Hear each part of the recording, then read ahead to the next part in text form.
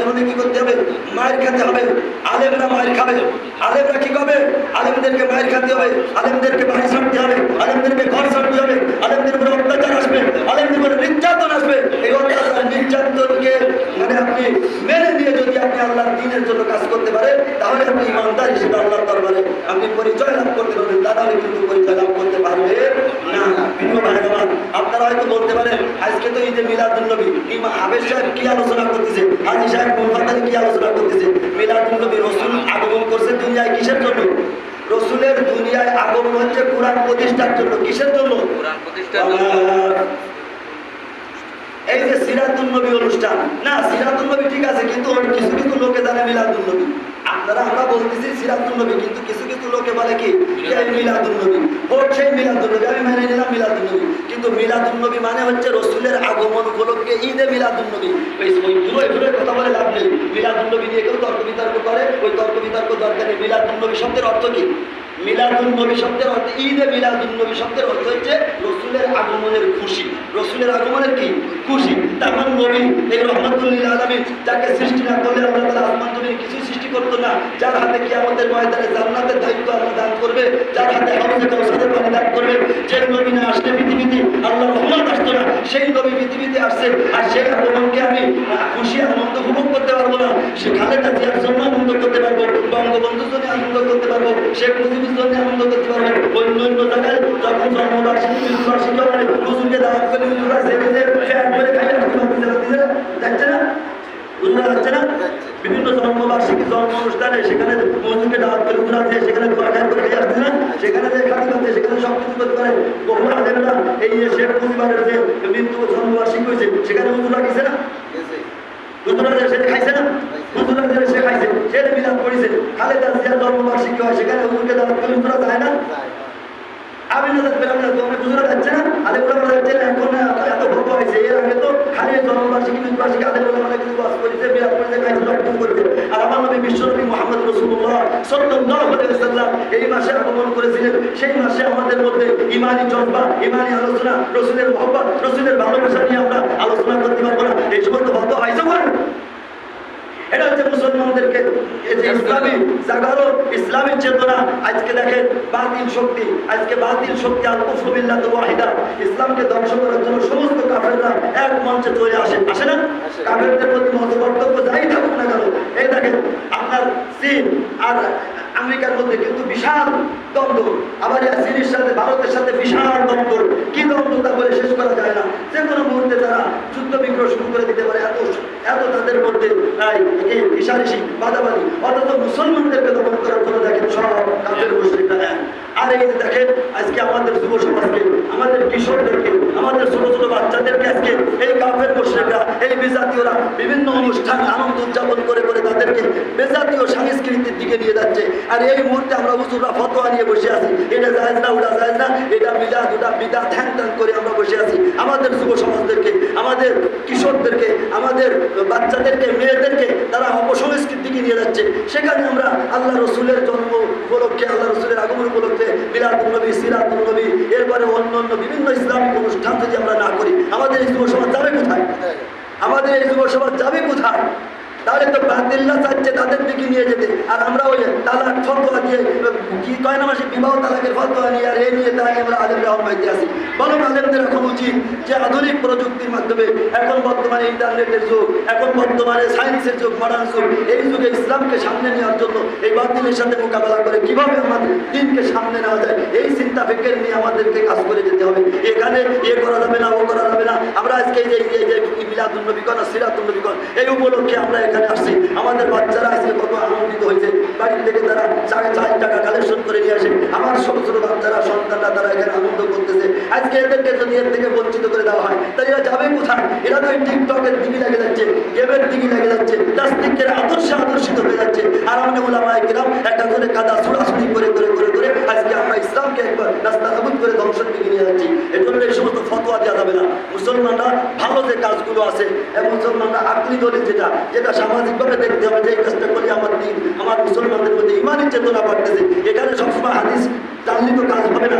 আল্লাহ রসুলের সাহাবাদের পরে উলামায়ে কেরামের যে একটা ইসমা আছে, যেমন একটা রোগী যখন ডাক্তাররা যখন তাকে চিকিৎসার মানে ক্ষেত্রে ডাক্তারদের যখন থিওরি যখন হার মেরে যায়, তখন ডাক্তাররা কিন্তু কয়েকজন ডাক্তার একটা বোর্ড বসে একটা সিদ্ধান্ত নেয়, যেই সিদ্ধান্তটা কোনো গাইডে নাই, যেই সিদ্ধান্ত কোনো তাদের ডাক্তারি বিদ্যা কি নাই, কিন্তু ওই রুগীকে এখন বাঁচাতে হবে, চিকিৎসা করতে হবে। এখন তো রুগীর অবস্থা মরণাপন্ন, তখন কিন্তু ডাক্তাররা বোর্ড বসে নিজেদের একটা চিন্তা ফেকের করে চিন্তা করে অপারেশন করবো, মরলেও ভালো বাঁচলেও আলহামদুলিল্লাহ। বোর্ড বসায় না ডাক্তাররা। আলেমদের মধ্যেও এমন এক সমাজ আসবে, সেই সমাজে যখন আলেমরা দেখবে যে এখন বাতিল যেভাবে মাথাচাড়া দিয়ে উঠেছে, যেভাবে ইসলামকে ধ্বংস করার জন্য শিক্ষা দীক্ষা যান্ত্রিক প্রযুক্তি সব দিয়ে মুসলমানদেরকে ধ্বংস করার জন্য ষড়যন্ত্র করছে, তখন এই সমাজকে সুন্দরভাবে, এই সমাজকে একটা সুন্দর পরিবেশ দেওয়ার জন্য, ইসলামী ভাবধারা নেওয়ার জন্য, আমার সমাজের মুসলমানদেরকে ইসলামিক আইনে আনার জন্য উলামায়ে কেরাম যদি মনে করে এই কাজটা করলে ভালো হবে, তখন উলামায়ে কেরামের ইজমা দিয়ে ওইটাকে জায়েজ করতে হবে। এইটাই হচ্ছে ইজমায়ে উম্মাতের সিদ্ধান্ত। প্রিয় ভাইয়ের আমার, আজকে আমাদের এই বাংলাদেশে ঘরে ঘরে মসজিদে মসজিদে মাঠে মাঠে বিভিন্ন জায়গায় স্কুল মাদ্রাসায় ছাত্ররা আজকে কি করছে, মিলাদুন্নবী করছে, সিরাতুন্নবী করতেছে। আজকে যদি এটা আমরা বন্ধ করে দিই, তাহলে আমাদের মাঝ থেকে এই ভালো কাজগুলো, ইসলামের চিন্তা চেতনা তাহজিব তাওয়াদ্দুলগুলো আমার মুসলমানদের কাছ থেকে কি হয়ে যাবে, আস্তে আস্তে বিদায় নিয়ে চলে যাবে। এই জন্য প্রিয় ভাইরা আমার, রসুল সাল্লাল্লাহু আওয়াজ কি পৌঁছছে নাকি? রসুল সাল্লাল্লাহু আলাইহি ওয়াসাল্লাম আল্লাহ কি বলছে, আলিফ লাম লিতুখরিজান নাস মিনাস সুলুমাতি ইলান নূর। প্রিয় ভাইরা আমার, খালি মিলাদ পড়ে চলে গেলাম আর রসুল কি জন্য আসছে এটাও জানতে হবে না।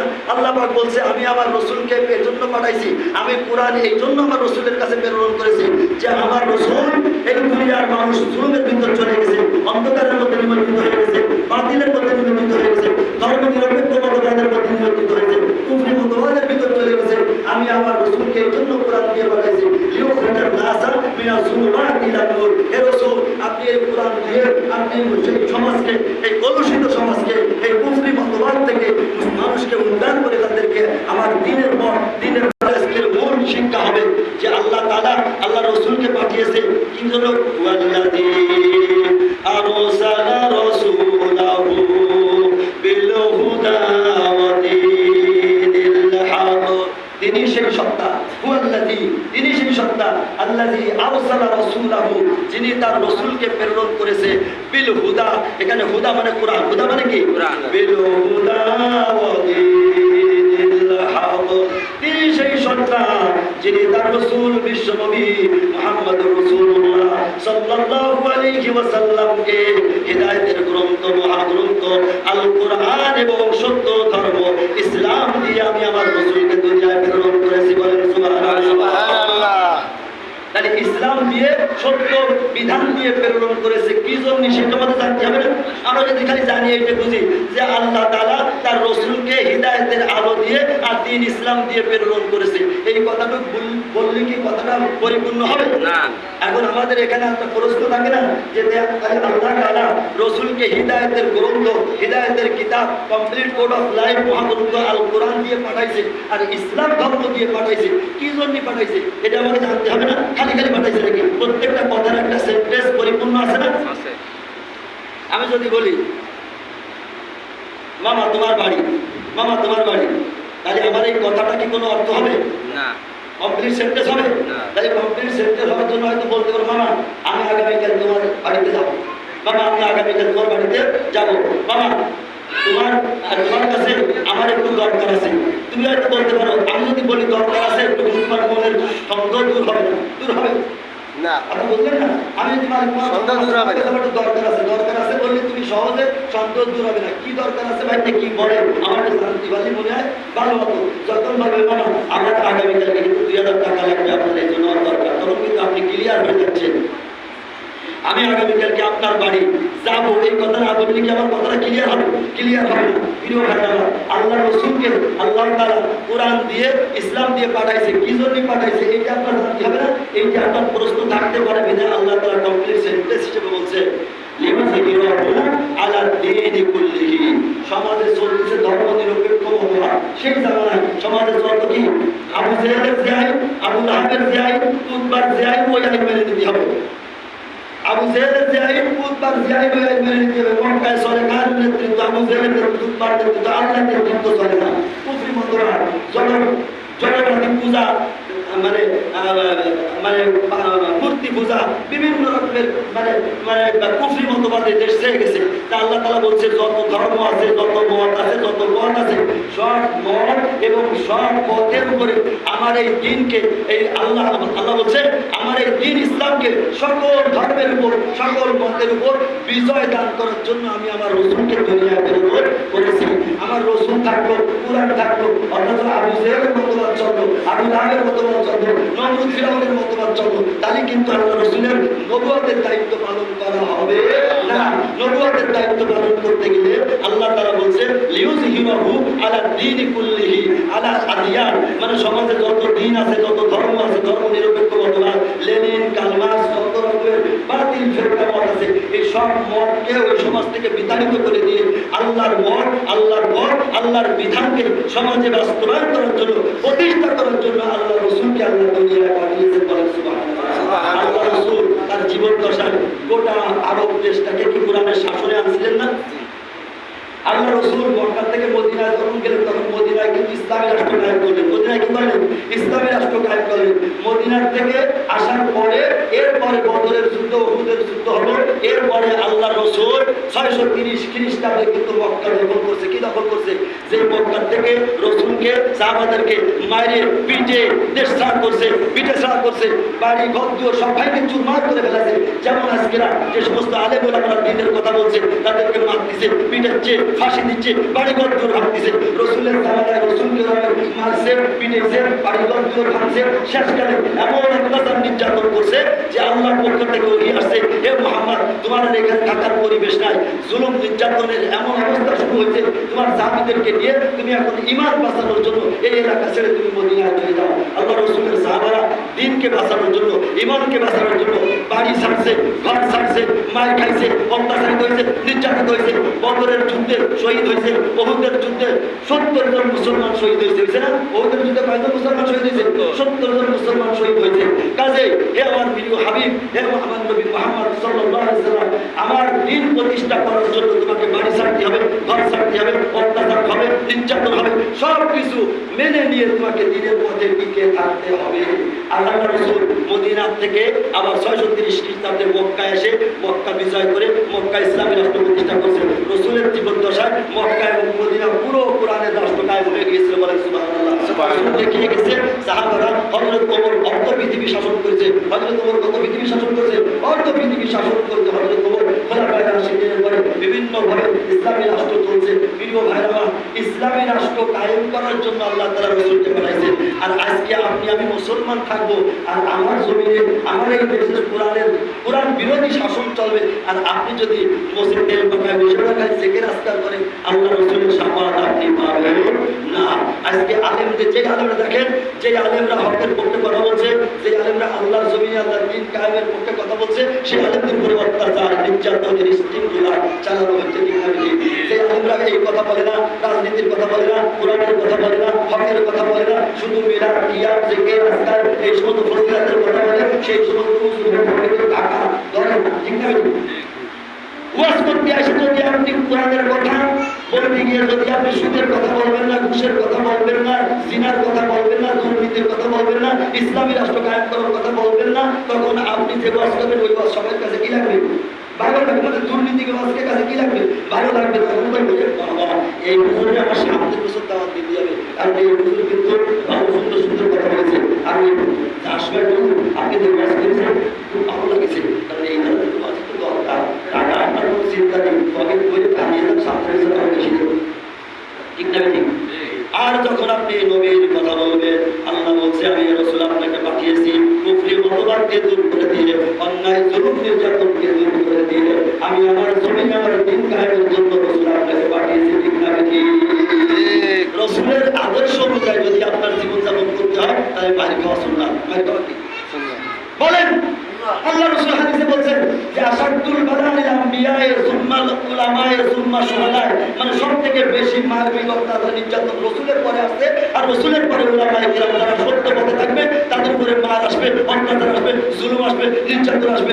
আমরা বড় নসিহত করতে যাই অনেক সময় নিজেরা গাড়ির টাকা খরচ করে, নিজেরা পয়সা দিয়ে মানুষের কাছে বড় নসিহত করে ভাই। আবার অনেক ওয়াজ করতে গেলে 2000 দিলেও পারে না দিলেও পারে, আর কিছু কিছু আলেম আছে ওয়াজ করতে গেলে পকেট করে টাকা দিয়ে হবে না, আছে না? পকেট করে টাকা দিয়ে হয় না।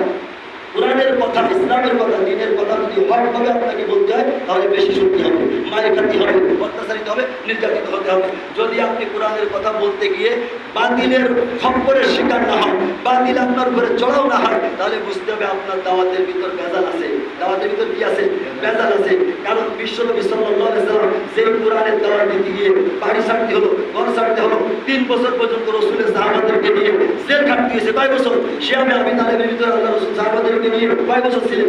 3 বছর পর্যন্ত জেল কাটছে। এই জন্য যারা দ্বীনের দাওয়াত দেবে, দ্বীনের কথা বলবে, তাদের জন্য জেল কাটাও সুন্নাত। সুবহানাল্লাহ। রসুলের সুন্নাতটাই মিষ্টি খাওয়া সুন্নাত, কষ্টের সুন্নাতের কথা আমরা কেউ বলি না। দ্বীনের কথা বলতে গেলে চাকরি চলে যাবে। এদেশে হাজার হাজার লোকে চাকরি গেছে না? শেখ হাসিনা বলে হাজার হাজার লোকে চাকরি গেছে না? আপনারা চাকরি গেছেন, বহু লোকের চাকরি গেছে, বহু লোকের হত্যা হতে হয়েছে, বহু লোকের গুম হতে হয়েছে, খুন হতে হয়েছে। অথচ যারা ভেজাল মার্কা ইসলাম করেছে তাদের কোনো সমস্যা নেই। যারা ভেজাল মার্কা ইসলাম করেছে তাদের কোনো মাইন্ড নেই, পিঠ নেই, বেশি নেই, রাগ নেই, রোগ করে তাদের সবাই ভালো করে। ঠিক না বেটি? এই জন্য প্রিয় ভাইরা আমার, যে আলেম বুঝবেন এই জিহাদের কথার থেকে, রাজনীতির কথার থেকে, রাজনীতি মানে কি? আল্লাহর জমিন, জমিন আল্লাহ। আমি কার? আমি কার? আল্লাহ। আপনি কি আল্লাহর বাইরে? না। যদি কোনো ব্যক্তি 1 সেকেন্ডের জন্য, কয় সেকেন্ডের জন্য? যদি কোনো ব্যক্তি 1 সেকেন্ডের জন্য বলে আমি আল্লাহর বাইরে, তাহলে 100 বছর ইবাদত করলে 100 বছর ইবাদত বরবাদ। কারণ আপনার হাত থেকে মাথা পর্যন্ত ডাক্তারি মতে প্রত্যেকটা শরীরে মিনিটে মিনিটে, সেকেন্ডে সেকেন্ডে আল্লাহর রহমত কাজ করছে। কি করতেছে? আল্লাহর রহমত ছাড়া 1 সেকেন্ডও কোনো মানুষ বাঁচতে পারে না। তাই আমি আল্লাহ, জমিন আল্লাহ, সূর্য আল্লাহ, আসমান আল্লাহ, সব আল্লাহ। আর আইন চলবে কি বদমাইশকে? আইন চলবে কি দুর্নীতিবাজের? আইন চলবে কি নাফরমানদের? এই আইনকে দূরীভূত করে দিয়ে, এই সমাজ ব্যবস্থাকে দূরীভূত করে দিয়ে একটা সুন্দর শান্তিপূর্ণ সমাজ প্রতিষ্ঠা করার জন্য আল্লাহ তাআলা নবী রাসূলদেরকে পাঠিয়েছে। আর এই সমাজ বাস্তবায়ন করতে গিয়ে দুর্নীতিবাজ, কালোবাজারি, জিনাখোর, ব্যভিচারখোর, জালেম, স্বৈরাচার তাদের বিরুদ্ধে দাঁড়িয়েছে। ঠিক না ঠিক? ঠিক। সেই সমস্ত যারা কালোবাজারি করে, দুর্নীতি করবে, এরা কখনো ইসলামী সমাজ চায় না। যাবে নাকি? যে সমস্ত নেতারা জিনা করে বেড়ায়, ব্যভিচার করে বেড়ায়, ওই সমস্ত নেতারা কোরআনের শাসন চাবে না। এই জন্য প্রিয় ভাইরা আমার, আমি শেষ করে দেবো। এখন আমাদের একটাই কথা কিন্তু একটা, প্রিয় নবী সাল্লাল্লাহু আলাইহি ওয়াসাল্লামের আগমনের মূল উদ্দেশ্য হচ্ছে আল্লাহর জমিনে আল্লাহর দ্বীন বাস্তবায়ন করতে হবে। নিজের জমিনে কোরআন, নিজের বডিতে কোরআন বাস্তবায়ন করতে হবে, পরিবারে কোরআন বাস্তবায়ন করতে হবে, সমাজে কোরআন বাস্তবায়ন করতে হবে, রাষ্ট্রীয়ভাবে কোরআন বাস্তবায়ন করতে হবে। আপনাকে আমাকে দল করলে কার দল করতে হবে? আল্লাহর দল। আমি কিন্তু কোরআন দিয়ে বলছি, 28 নম্বর পারার 4 নম্বর পৃষ্ঠায় এবং 2-3 নম্বর পৃষ্ঠায় আল্লাহ বলছে, আলা ইন্না হিজবাল্লাহি উলাইকা হুমুল মুফলিহুন। যারা আল্লাহর দল করে ওরাই হচ্ছে সফল কাম। আলা ইন্না হিজবাশ শাইতান উলাইকা হিজবুশ শাইতান আলা ইন্না হিজবাশ শাইতান হুমুল খাসিরুন। ওরা হচ্ছে শয়তানের দল, যারা কোরআনের বিরুদ্ধে দলদারি করে ওরা হচ্ছে শয়তানের দল। আর আল্লাহ বলছে উলাইকা হিজবুশ শাইতান আলা ইন্না হিজবাশ শাইতান হুমুল খাসিরুন। আর শয়তানের দলরা ক্ষতিগ্রস্ত হবেই হবে। আজকে টুডে অর টুমরো। যারাই বলেছিল আমরা 41 সাল পর্যন্ত থাকবো, যারাই বলেছিল আমরা কত সাল পর্যন্ত থাকবো? 41 সাল পর্যন্ত থাকবো। জামাত কন, বিএনপি কন, জাতীয় জাগন, সবাই কিন্তু আন্দোলন করে ঘরে চলে গেছে। ঘরে চলে গেছে না? সবাই মনে করছে এই শেখ হাসিনা না মরলে কিন্তু আমাদের কোনো কাজ হবে না, ওই আন্দোলনের কোনো কাজ হবে না। শেখ হাসিনা মরবে, তারপর হয়তো একটা কিছু হতে পারে। আল্লাহ তাআলা আবাবিল পাখি দিয়ে যেভাবে বিনা তরবারি দিয়ে, বিনা অস্ত্রে দিয়ে, ছাত্রদের মাধ্যমে অল্প এক রাতারাতির মধ্যে শেখ হাসিনার সমস্ত সৈন্য বাহিনী, প্রশাসনগণ, গুলিগণ, কামালগণ, জল কামালগণ, বুলেটগণ, উপরের থেকে হেলিকপ্টারের গুলিগণ সব কিছু করে নিরস্ত্র ছাত্রদের হাতে সেই দাপদাপন, সেই জমজমা, সেই বিশাল ক্ষমতার অধিকারী চলে যেতে বাধ্য হয়েছে। শুধু তাই নয়, শুধু শেখ হাসিনার কথা না, আমার কথা সবাই বিএনপি আলারা যদি আকাম কুকাম করো, বিএনপি আলাদা ভাষার প্রতি বাহাদুর হয়ে এই জনগণ দেশ থেকে বিদায় করতে পারে। কোনো বিএনপি না, শুধু আমি মসজিদে বলি তো বিএনপি তোমরা যদি আকাম করো তোমাকে সুতোতে পারো, তোমাকে এই জমি থেকে তোমাকে রাস্তা করতে পারবে। ওকে ওরা যখন বাড়ি ছাড়িয়েছে, তোমরা যদি আকাম করো তোমাকে বাড়ি ছাড়া চুরি করে, তোমাকে সব বাইরে রাস্তা নাবিদ করে পাবে। কোনো বিএনপি আর কোনো জামাতের লোককে আমি বলি, মসজিদে ইমাম সাহেব বলি, আমরা যারা অনেকে মনে করে ইমাম সাহেব জামাতের পক্ষে কথা বলবে, আমি কই না, ইমাম সাহেব জামাত করলেও ইমাম সাহেব জামাতের পক্ষে কথা বলবে না। জামাতের লোক আকাম করবে, কোরআন বিরোধী কাজ করবে, আর ইমাম সাহেব জামাতের লোক বলে তারা সাপোর্ট করবে, ওই ইমাম সাহেব নামাজ পড়তে কথা নামাজ হবে। কারণ জামাতের লোক অন্যায় করলে সেটা অন্যায়, বিএনপি অন্যায় করলে অন্যায়, আওয়ামী লীগ অন্যায় করলে অন্যায়, কোরআন বিরোধী যে কাজ করবে প্রত্যেকে অন্যায় এবং প্রত্যেকের পক্ষে আমাকে দেওয়া দেবে। আমার জামাতের লোক যদি কোনো লোকের অন্যায়ভাবে কোনো লোকের গেট দখল করে, তখন আমার কাছে নারী যখন আসবে তখন আমার তার বিপক্ষে দাঁড়াতে হবে। সেটাই হচ্ছে ইসলাম, সেটাই কি ইসলাম। কাজে আমার কথা হচ্ছে আওয়ামী লীগ 17 বছর যেভাবে দেশকে জুলুম নির্যাতন অত্যাচার স্কিম রুলার চালিয়ে আলেম উলামা হাজার হাজার মানুষের জীবনকে শেষ করে দিয়েছে, হাজার হাজার মাকে ছেলে হারা করেছে, হাজার হাজার পিতাকে সন্তান হারা করেছে, হাজার হাজার সন্তানকে বাবা হারা করেছে, এতিম করেছে। আজকে শেখ হাসিনা এই দেশ থেকে বিতাড়িত হতে বাধ্য হয়েছিলাম, সাদা এলাকাটাকে শেখ হাসিনা হাতের মধ্যে নিয়ে গেছিল। আজকে যদি যারা মনে করতেছে আমরাও কিন্তু এইগুলো করবো, খবরদার, মনে করতে হবে তোমাদের পিঠের চামড়া খুলে ফেলাবে। বিএনপি হোক, জামাত হোক, যে হোক, কোরআনের পক্ষে সোজাসুজিভাবে চলতে হবে। যদি এর বাইরে চলো তাহলে রসুলকে হবে না, আল্লাহকে হবে না। আজকে সিরাত রসুল থেকে, সিরাত মাহফিল থেকে আমাদের শিক্ষা গ্রহণ করতে হবে। আমরা একমাত্র কার দল করবো? আল্লাহর দল করবো। আপনি যদি আল্লাহর দলের বাইরে চলে যান, আল্লাহর দলের এগেনিস্টে চলে যান, তাহলে আল্লাহ রসুল কি আমাদের দিন আপনাকে সাফাত করবে না।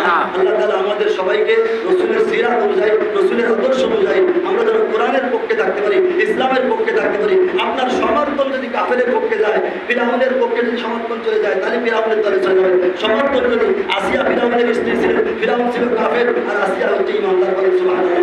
আসিয়া ফিরআউনকে সমর্থন করছে, আসিয়া ফিরআউনকে সমর্থন করে না, ফিরআউনের ঘরে থেকেও সে জান্নাতি হয়ে গেছে। আমরা মনে করছি আমি মুসলমান, আপনার সমর্থন যদি কোরআনের পক্ষে চলে যায়, তাহলে মুসলমান হলেও কিন্তু কাজ হবে না। এই জন্য আপনাকে আমাকে কোরআনের পক্ষে থাকবে, ইসলামের পক্ষে থাকবে। জয় বিজয় যা আপনার যেন কার হাতে? আল্লাহর হাতে। মারি খালিও আমি আল্লাহ, বেঁচে থাকলেও আমি আল্লাহ। আল্লাহ তাআলা আমাদের সবাইকে আল্লাহর পক্ষে, রসুলের পক্ষে জীবন বাজি রেখে যেন এই পথে আমরা টিকে থাকতে পারি। আল্লাহ তাআলা আমাদের সবাইকে তৌফিক দান করুন। সবাই বলেন আমিন। ওয়া আখিরু দাওয়ানা আলহামদুলিল্লাহি রাব্বিল আলামিন। অনেক কথা বলতে তাড়াতাড়ি